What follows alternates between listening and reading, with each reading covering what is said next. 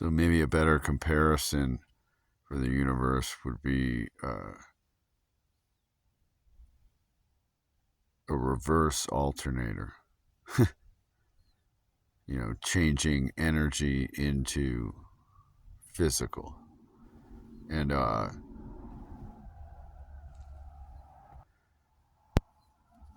really, the energy information development hyperdimensionally, which finalizes in the physical,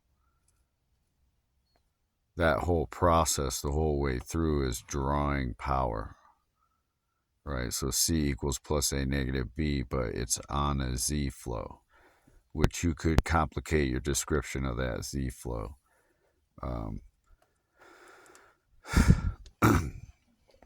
And C is what powers plus A negative B, or is the source of it.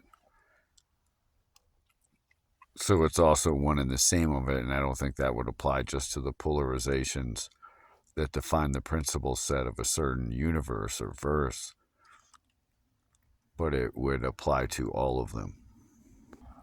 So it's the plus A negative B is drawing power from C, but C is also making plus A and negative B. So in a way, it's another almost inversion,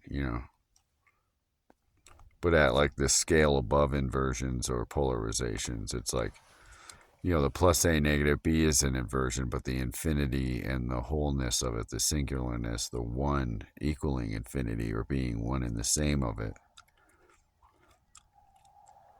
is almost the completion of all inversions. Or if all the other polarizations are within that. So it's like you have a reverse hyperdimensional alternator that's developing energy and information,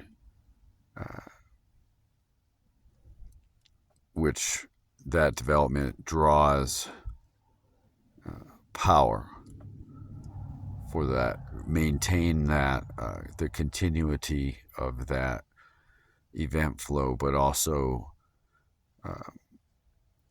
to potentiate it further, right?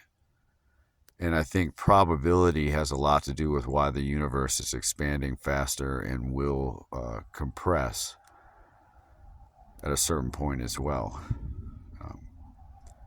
I think probability is a fundamental aspect to why the universe is expanding faster and faster. It's actually the draw of more power by more complex energy information development is creating more dimensional context for more energy information development. And when those avenues along the lines of complexity have maximized on the route of the principle set forth for that expression initially, because there's an amalgamation within all the cosms that's a macro axes expression.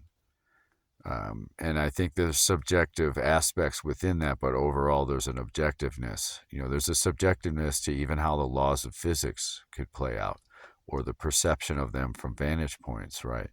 But there's an overall objective that contains those, or balances those, right? And when that amalgamation or macro expression along its maximum complexity is drawing so much power, and that it's increasing in its power draw actually exponentially, and so its energy and information is developing exponentially, that these avenues of probability for their pathways of energy information development and power draw of frequency and current dynamic development drawing power. And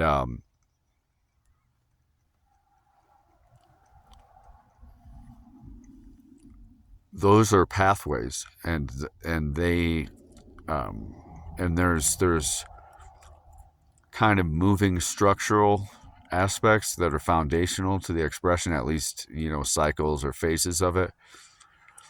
And then and those can change, but there's an underlying structure to the way they work. And then there's also probability that cascades on pathways, often through that, or that would be the structure that it's based off of. And of course, and those are especially the pathways I'm talking about, and because those concern what may happen in the future along what the lines of what is. And those pathways to continue to draw power and maintain existence, not only the future existence, but the now, the vibratory now, and maintain that. Because, say a rock has a vibration, but it's not plugged into anything, right? And it's not coincidental that it has resonant frequencies and so on of its dimensionality, that I think there's a type of molecular type even of resonance that also relates to the kind of macro space resonance that isn't the kind of thing that's in air. It's more of a wave that measures space, but actually is it, kind of. But there's energy information in that resonance, as far as the physical is concerned, So it's not like sound you can hear, it's more like a resonance. That's the frequency of dimensionality. And so, I'm not sure, I think I gave that a term before, but anyways, it's, I kind of got off track with that, but anyways, all those resonances, no matter their orientation or state, are hyperperpendicular to the 360 hyperdimensional construct. And then the 720s within them, no matter the wave, whether it's all directionality is really dimensionality, and your movement is on depth, referenced on a curvature with length width, and all those waves, whether it's length and width or depth plus negative z, are hyperperpendicular in a 720 wave with the 360, and that's why they're relative in the 720 in space-time, because they're all hyperperpendicular to a more compressed, simplified, in a way, form. By the way, so that's really why things are relative to each other in space-time, and those dynamic frequency combinations that are occurring approach space-time on pathways of probability, and along the lines of complexity and expansion, these maximize in a certain phase, nearing or going into the midpoint phase, which could be a long time from our perspective, that whole phase, but to continue to draw more power, there's more complexity during the expansion, and there's a point where, to continue the avenues of drawing power, a phase shift begins to, you could say, be necessary, but it also, I think, would be part of the principle set at the outset of the universe, what I call the big soft. And anyways, so to do that, I think the power draw becomes so part of this process.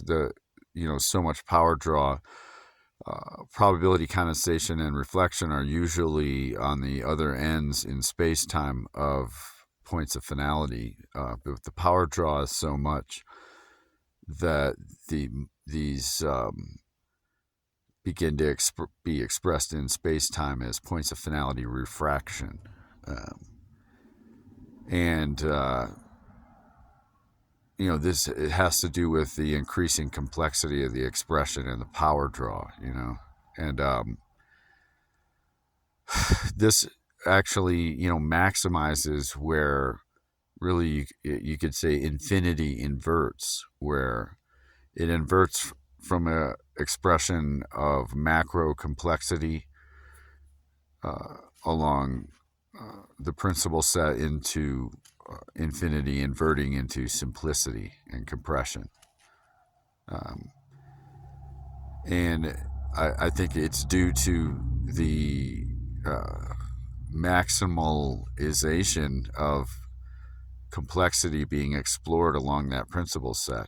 And because of the shape of the dimensionality or sequencing, the space-time, the finalization aspect of universes is the same shape for all universes. Their midpoint in an octave of experience, a certain set of universes, that their midpoints connect them directly because of the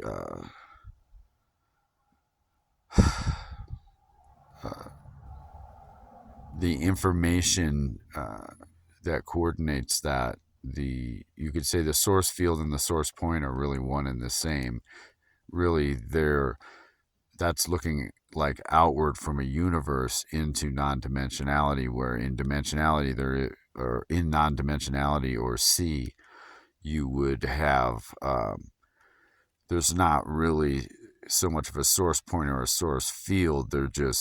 It just is the silent white light with no frequency or rate, but infinite amplitude, which is consciousness. And or the source, the power source of the universes. And it's a silent white light that, there's not noise, there's not horizons or vibration. So it's infinite potentiality. And so in that, there isn't like a separate point or a field. It just is this white light, and the universes have opened up within that. And I think the power draw is so much at that midpoint and it would take a lot of power to invert the expression of infinity from complexity to simplicity, right? And I think initially the universe, the axes unfold and expand, but I think they merge and contract. When they contract, they merge.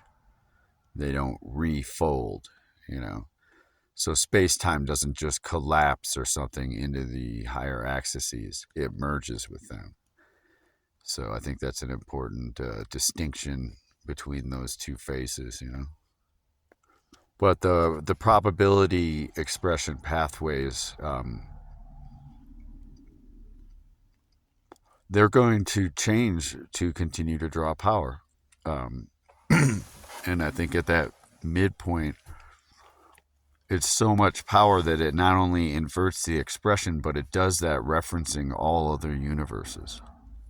And I think at that point, the information of what developed the complexity of each universe informs the inversion and the progression towards simplicity of all other universes, I think, at that point. Not just from the source doing that, but directly between them. And then that complexity of points of finality refraction being expressed in space-time will organize or simplify and make more elegant and efficient the timeline expressions of the whole hyperdimensional three macro axes context, where the